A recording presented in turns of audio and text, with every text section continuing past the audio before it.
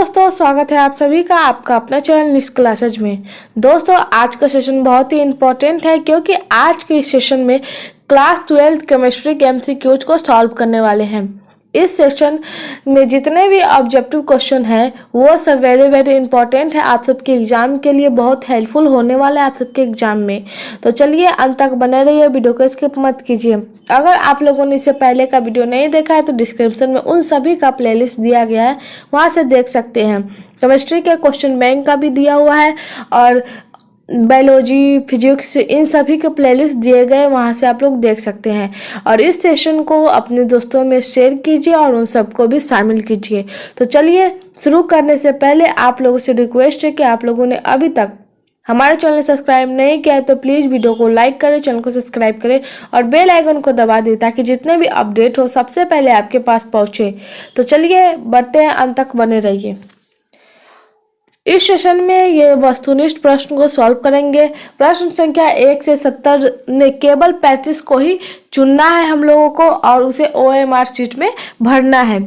तो first question है, बिर्वादार ठोस का उदाहरण है हीरा, ग्रेफाइट, नमक या फिर रबर। बिर्वादार ठोस का उदाहरण पूछ रहा है, तो इस क्वेश्चन का सही जवाब है ऑप्शन डी, रबर है जो बिर्वादार ठोस का उदाहरण है। क्वेश्चन नंबर 2 देखते हैं। क्वेश्चन नंबर 2 है, मूल क्रिस्टल तंत्रों की संख्या होती है 4, 7, 14, 8। तो इन सब में से इस क्वेश्चन का सही जवाब है ऑप्शन बी, 7। मूल क्रिस्टल तंत्रों की संख्या 7 होती है। क्वेश्चन नंबर 3 है, Na2O में सोडियम की उप सहसंयोजक संख्या क्या होगी, यानी Na2O में सोडियम की कोऑर्डिनेशन संख्या पूछ रहा है। तो इस क्वेश्चन का सही जवाब है ऑप्शन बी, 4। बढ़ते हैं अगले क्वेश्चन की तरफ। क्वेश्चन नंबर 4 है, निम्नलिखित में कौन ऑक्साइड धातु के तरह विद्युतीय गुण दर्शाता है। तो इस क्वेश्चन का सही जवाब है option D, CrO2। CrO2 oxide धातु की तरह विद्युतीय गुण को दर्शाता है। क्वेश्चन नंबर 5 है, टिंडल प्रभाव पाया जाता है। यह सब क्वेश्चन वेरी इंपॉर्टेंट है। तो इस क्वेश्चन का सही जवाब है ऑप्शन सी, सॉल्व में। टिंडल प्रभाव सॉल्व में पाया जाता है। क्वेश्चन नंबर 6 है, अर्धपराग झिल्ली से प्राशन क्रिया में निकल पाते हैं। तो इस क्वेश्चन का सही जवाब है ऑप्शन बी, विलायक के कण। नहीं दिख रहा है, आप देख लीजिए। सही जवाब है ऑप्शन बी, विलायक के अणु अर्धपराग झिल्ली से प्राशन क्रिया में निकल पाते हैं। तो सही जवाब है ऑप्शन बी। क्वेश्चन नंबर 7 है, शुद्ध जल का pH मान होता है 1, 4, 3 या फिर 7। तो इस क्वेश्चन का सही जवाब है ऑप्शन डी, 7। शुद्ध जल का pH मान 7 होता है। यह भी क्वेश्चन वेरी इंपॉर्टेंट है। क्वेश्चन नंबर 8 में पूछा गया, निम्नलिखित में कौन अनुसंख्याय गुणधर्म नहीं है, हिमांक, अपनवन, क्वथन, उन्नयन, प्रकाशिक सक्रियता या फिर वाष्प दाब का संक्षेप अपनवन। तो इस क्वेश्चन का सही जवाब है ऑप्शन सी, प्रकाशिक सक्रियता। ये अनुसंख्य गुणधर्म नहीं है। अगर यहाँ पर मतलब हमारे हिसाब से बोला जाए तो अगर आप लोग ये याद कर लेंगे कि कौन अनुसंग गुणधर्म है तो आप सबको एग्जाम में बहुत ही आसान होगा चुनने में कि कौन अनुसंग गुणधर्म नहीं है। तो यहाँ पे हिमांक, अपनमन, क्वथनांक, उन्नयन और वाष्प दाब का संक्षेप अपनमन, अगर आप ये 3 को याद रखते हैं तो आपको आसानी होगी छांटने में कि कौन अनुसंग गुणधर्म नहीं है। तो उसमें कोई दिक्कत नहीं होगा। तो वैसे इस क्वेश्चन का सही जवाब है ऑप्शन सी। क्वेश्चन नंबर 9 है, परमाणु द्रव्यमान बराबर होता है। तो इस क्वेश्चन का सही जवाब है ऑप्शन सी, परमाणु के न्यूट्रॉनों की संख्या और प्रोटॉनों के योगफल के। तो सही जवाब है ऑप्शन सी। तो चलिए बढ़ते हैं अगले क्वेश्चन की तरफ। क्वेश्चन नंबर 10 है, प्राशनिक दाब बढ़ता है जब तापक्रम बढ़ता है, तापक्रम घटता है, आयतन बढ़ता है या इनमें से कोई नहीं। तो इस क्वेश्चन का सही जवाब है ऑप्शन ए, प्राशनिक दाब बढ़ता है जब तापक्रम बढ़ता है, तभी प्राशनिक दाब बढ़ता है।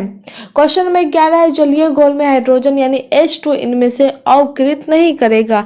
किसको नहीं करेगा अवकृत? तो सही जवाब है ऑप्शन ए, Fe।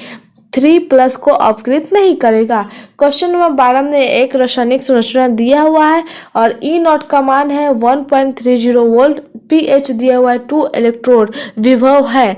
अब इसका आंसर पूछ रहा है, तो इस क्वेश्चन का सही जवाब है ऑप्शन ए 1.36 वोल्ट। सही जवाब है ऑप्शन ए। क्वेश्चन नंबर 13 को देखते हैं। ये भी क्वेश्चन वेरी वेरी इंपॉर्टेंट है। फैराडे का विद्युत विच्छेदन का द्वितीय नियम किससे संबंधित है? तो इस क्वेश्चन का सही जवाब है ऑप्शन बी विद्युत अपघट्ट के समतुल्य भार के। फैराडे का विद्युत विच्छेदन का द्वितीय नियम विद्युत अपघट्ट के समतुल्य भार के नियम संबंधित है। तो सही जवाब है ऑप्शन बी। क्वेश्चन नंबर 14 है सेल जिसमें रासायनिक ऊर्जा विद्युत ऊर्जा में बदलती है उसे क्या कहते हैं? तो सही जवाब है ऑप्शन बी गैल्वेनिक सेल। अगर ये ऑब्जेक्टिव के लिए भी अच्छा है और सब्जेक्टिव के लिए, क्योंकि 2 नंबर में ये सब क्वेश्चन पूछे ही जा सकते हैं कि गैल्वेनिक सेल किसे कहते हैं। तो वह सेल जिसमें रासायनिक ऊर्जा को विद्युत ऊर्जा में बदलता है उसे हम लोग गैल्वेनिक सेल कहते हैं। तो हम लोगों को दोनों साथ में प्रिपेयर करते जाना है, बहुत कम समय है हम लोगों के पास। तो इस क्वेश्चन का सही जवाब है ऑप्शन बी। क्वेश्चन नंबर 15 है अभिकारक अणुओं को उत्पाद में परिवर्तित होने के लिए आवश्यक न्यूनतम ऊर्जा होती है। तो इस क्वेश्चन का सही जवाब है ऑप्शन सी सक्रियण ऊर्जा। सही जवाब है ऑप्शन सी। क्वेश्चन नंबर 16 है CH3COO C2H5+ H2O arrow H3 CH3COOH+ C2H5OH की कोटि क्या होगी? 0 1 2 3। तो सही जवाब है ऑप्शन बी 1 होगी इसकी कोटि। क्वेश्चन नंबर 17 है जल में H2 गैस है और उसको Cl2 गैस में सूर्य प्रकाश द्वारा अभिक्रिया कराया जा रहा है, तब वहाँ पे 2HCl अभिक्रिया 2HCl प्राप्त हो रहा है और उस अभिक्रिया की कोटि पूछ रहा है। तो सही जवाब है ऑप्शन डी 0 होगा। क्वेश्चन नंबर 18 है किसी वस्तु के प्रतिक्रिया करने का दर निर्भर करता है किस पर? परमाणु भार पर, समतुल्य भार पर, अनुभार पर या फिर सक्रिय भार पर? तो सही जवाब है ऑप्शन डी सक्रिय भार पर।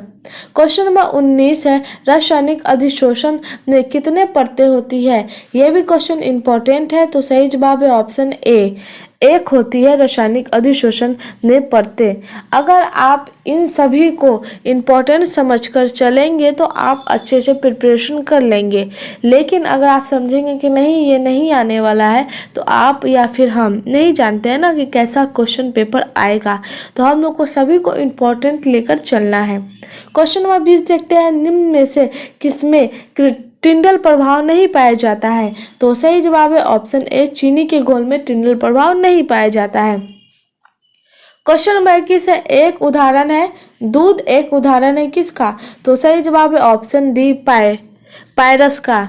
तो पायस का सही जवाब है ऑप्शन डी पायस का। दूध एक उदाहरण है पायस का। दिख नहीं रहा होगा तो देख लीजिए पायस है। सही जवाब है ऑप्शन डी। बढ़ते हैं आगे। क्वेश्चन नंबर 22 है। क्वेश्चन नंबर 22 है सामान्य ताप एवं दाब पर किसी गैस के एक घोल का आयतन कितना होता है? तो सही जवाब है option B 22.4 litre. Question number 23 है निम्नलिखित में कौन कोलॉइड घोल नहीं है? तो इस क्वेश्चन का सही जवाब है ऑप्शन ए जल। यहाँ भी वैसे ही है, अगर आप को मालूम होगा कि कोलाइडी घोल कौन है तो आप आसानी से यहाँ पे समझ सकते हैं कि कौन नहीं होगा। तो जल तो हरगिज नहीं है, कोलाइडी घोल दूध, गोंद और धुआं, ये 3 है कोलाइडी घोल। क्वेश्चन नंबर 24 देखते हैं निम्नलिखित में ठोस ठोस समुदाय कौन है? तो इस क्वेश्चन का सही जवाब है ऑप्शन सी संश्लेषित जेम। ये ठोस ठोस समुदाय है। क्वेश्चन नंबर 25 है वत्या भट्टी में निम्नलिखित में किस ऑक्साइड का अपचयन होता है? तो सही जवाब है ऑप्शन ए आयरन का ऑक्साइड। ऑप्शन ए सही है, आयरन का ऑक्साइड। क्वेश्चन नंबर 26 है कॉपर का मुख्य अयस्क है। ये क्वेश्चन वेरी वेरी इंपॉर्टेंट है। तो इस क्वेश्चन का सही जवाब है option B copper glance. Copper का मुख्य अयस्क है कॉपर ग्लांस। क्वेश्चन नंबर 27 है जब किसी धातु के ऑक्साइड को कार्बन के साथ गर्म किया जाता है तो धातु का निर्माण होता है। यहाँ पे दिया MXOY plus YC arrow XM plus YCO। यहाँ कार्बन क्या है, यहाँ पे कार्बन लिखा हुआ है। तो सही जवाब है ऑप्शन ए ऑक्सीकारक, कार्बन ऑक्सीकारक है।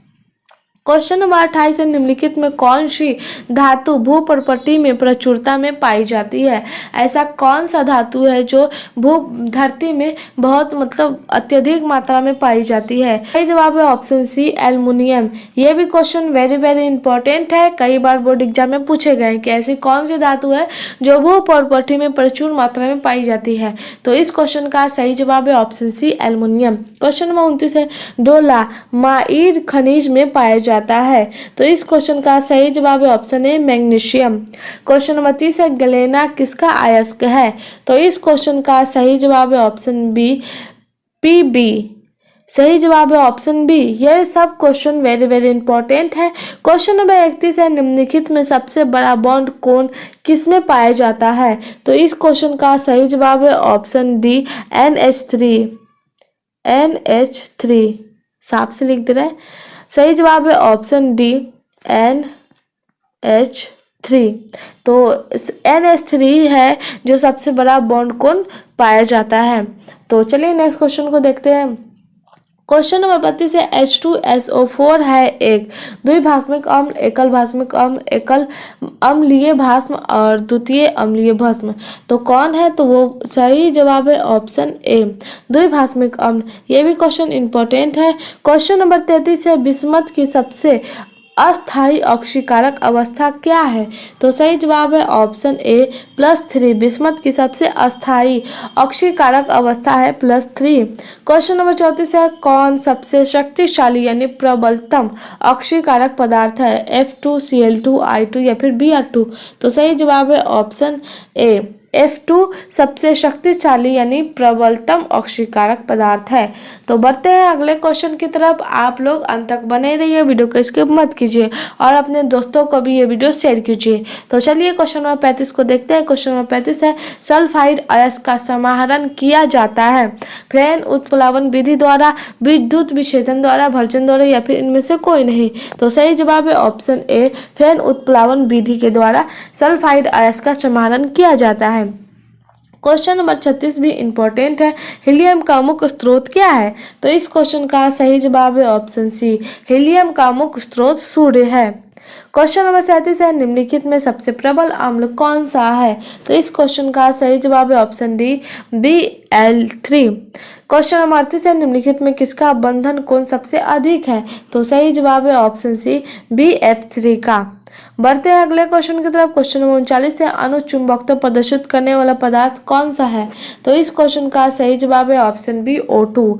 क्वेश्चन नंबर 40 है, निम्नलिखित में कौन धातु अम्ल से अभिक्रिया कर हाइड्रोजन गैस मुक्त नहीं करता है। तो इस क्वेश्चन का सही जवाब है ऑप्शन सी Cu धातु अम्ल से अभिक्रिया कर हाइड्रोजन गैस मुक्त नहीं करता है। क्वेश्चन नंबर 41 है, जब FeOH थ्राइसॉल में NaCl का घोल मिलाया जाता है तो क्या प्राप्त होगा। तो इस क्वेश्चन का सही जवाब है ऑप्शन डी FeOH थ्राइस अपक्षेपित हो जाएगा।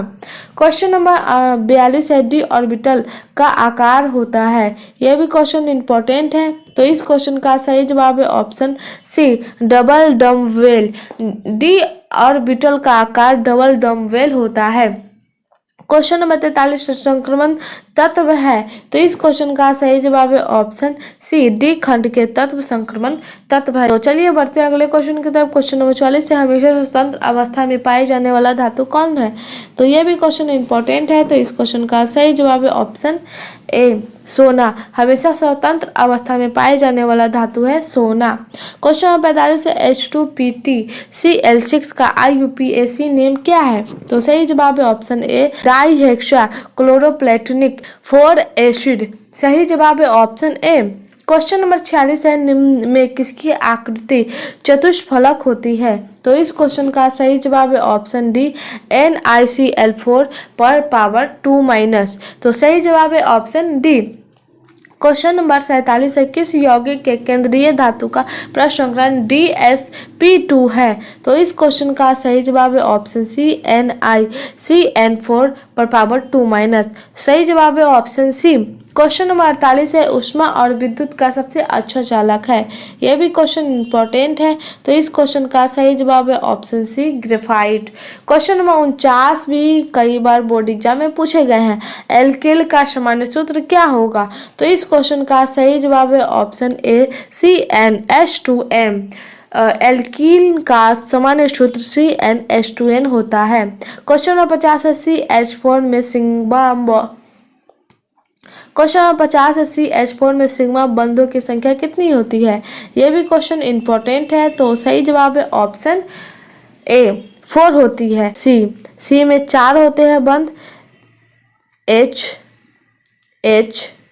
यहाँ भी H CH4 है तो 4 बंड लग गया है। सिंगल बॉन्ड को हम लोग सिग्मा बॉन्ड कहते हैं, और डबल बॉन्ड होगा तो पाई बॉन्ड। तो 4 सिग्मा बॉन्ड हुए, गिनती के साथ देख लीजिए, गिनती कर लीजिए, 4 सिग्मा बॉन्ड हुए। तो पूछा गया है इस क्वेश्चन में CH4 में सिग्मा बॉन्डों की संख्या कितनी होती है, तो आप निकाल सकते हैं। तो सही जवाब है ऑप्शन ए, 4। क्वेश्चन नंबर 51 भी इम्पोर्टेंट है, कार्बन कार्बन एकल बंध की लंबाई कितनी होती है? तो इस क्वेश्चन का सही जवाब है ऑप्शन सी, 1.54 एंगस्ट्रॉम। सही जवाब है ऑप्शन सी। क्वेश्चन नंबर 52 है, अल्कोहल में सक्रिय क्रियाशील मूलक है। तो इस क्वेश्चन का सही जवाब है option A, single bond OH। ये भी क्वेश्चन कई बार बोर्ड एग्जाम में दोहराए गए हैं।